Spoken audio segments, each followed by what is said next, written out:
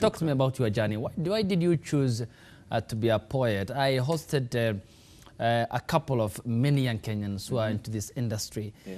But equally, it's an important one. Of course, we'll get to the process of making it up, but how important is it to you? Through poetry, I get to express many things that I have held up inside me. Okay. And poetry for me is like a therapy. And this is where I get to speak of what I cannot speak on a normal day, because naturally I am shy, I am introverted.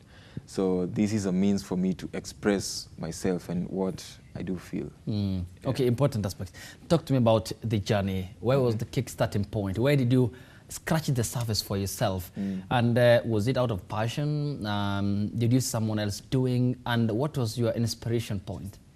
Well, I've always been into art. I've been on stages ever since I was in kindergarten, I think, doing music, acting.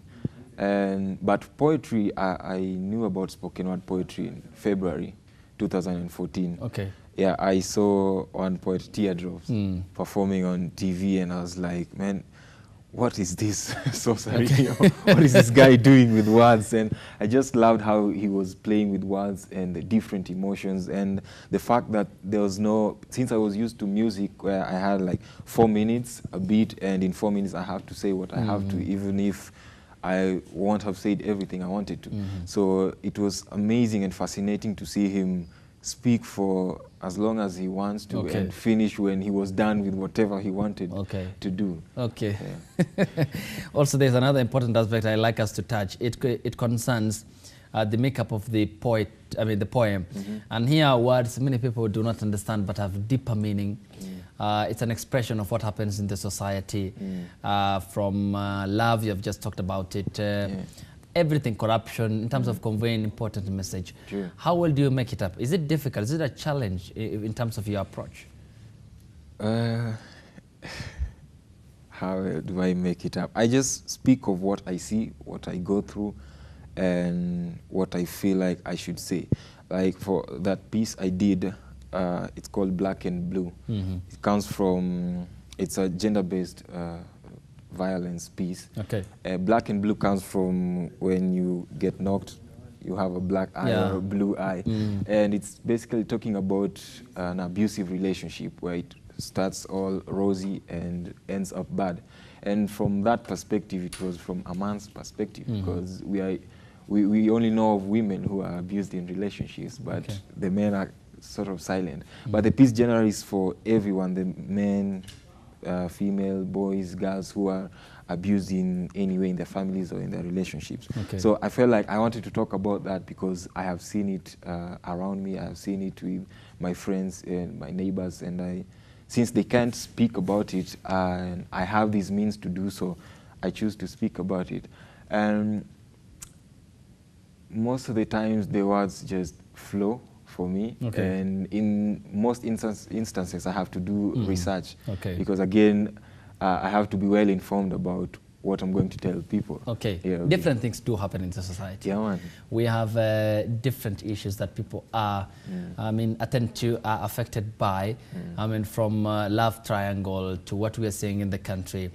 In terms of a choice, in terms of segmenting that further, is there a specific field that you can say, this is where I dwell on, this is my topic, and this is where I do not mince my words on, and I communicate effectively about it? First of all, I'm a Jesus freak.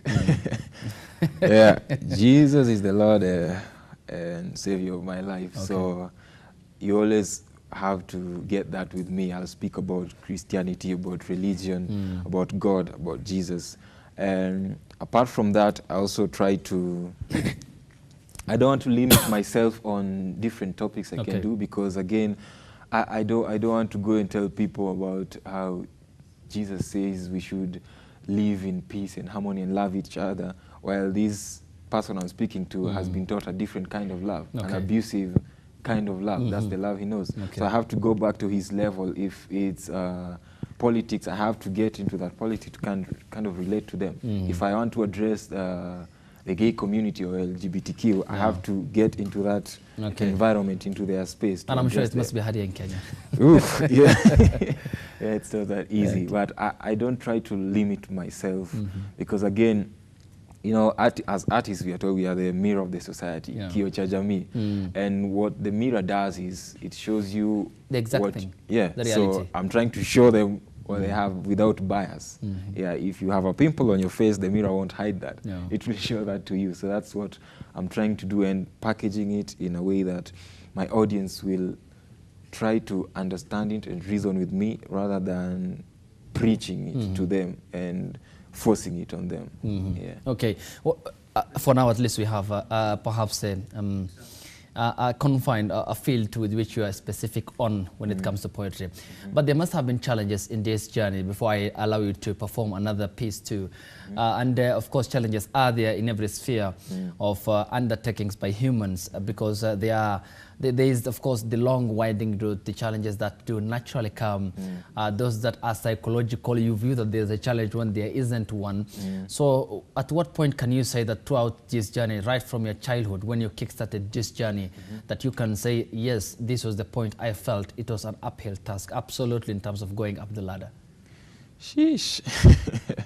I think it was last year, a better part of last year, before, maybe from July, but November and December were rough months for me because that was the time I was hit hard by depression because of some post-traumatic stress disorder, some trauma I had as a child, and that's when they kicked in hardest. And you know, the only way I can communicate this is through poetry. And every time I have to write, it means I relive every moment. If I'm writing about an incident where I was beaten up, I relive that moment each time. And that was hard for me to go back to that specific time and get to write about it. And then the hardest part again, to get to perform to people. And to people that see it as entertainment and amusing and wow, he's so witty. But for me, I'm like, this is real life. This is what happened to me. Okay. Stom Wabuko, I'll allow you to perform. And in a short while, you'll see me on the other end of the big screen to bring you up to speed with the traffic updates and, of course, the trending topics as of yesterday and today morning on Twitter. Stom, the floor is yours. Yeah, so this piece is for everyone struggling and fighting through anything in life, whether sickness or any disappointments. Yeah, just know that you're stronger than you know. So, I was born in this jungle, dense, and my first breath was like inhaling a warm soup made from aromatic blossoms. My dad lifted me up on that balcony for the giraffes, gazelles, and leopards to see. The elephants blew their trumpets and the rhinos joined in song. So you see, I was born as a real warrior long before turbulence sang about it. So this growth in my head, the scientists call a tumor, is just a scratch. This insulin dependency is just an art. See, I may come out of a chemo session with a clean cut, but trust me, I'm still an heir to my father's throne. I've got gorillas in my backyard, soldiers, warriors, sharpening swords and spears, spears of willingness and faith as the shield. So if you see glaucoma, lupus, diabetes, depression, MS, and the rest, tell them we're never going to stop waging war against these demons within us. We might be hard-pressed on every side, but not broken. Struck down, but not disappointed. Throw stones at us and our tiger eyes won't flinch. We pick up them stones and turn ourselves into foundation, build houses into homes. See, we turn chronic illnesses into chronicles of our lives. The pain doesn't define us, it refines us. It cannot shut our hope, corrode our faith, or silence our courage. No, we rise. Just like dust underneath the feet of a dancing Maasai, we rise. Even when the sky grows dark and the winds howl, we rise. Even when these cruel monsters slither through our vessels, multiply and divide, we rise. Even when death knocks at our doors and faith and hope seems lost, we rise. We rise above this plague of the flesh. We fight for those who can't. And if we should lose our lives fighting, we have no regret. So don't cry at our funerals, because listen, they can kill our bodies, but no casket in the whole world could ever hold our Shaka Zulu spirit. Shukran.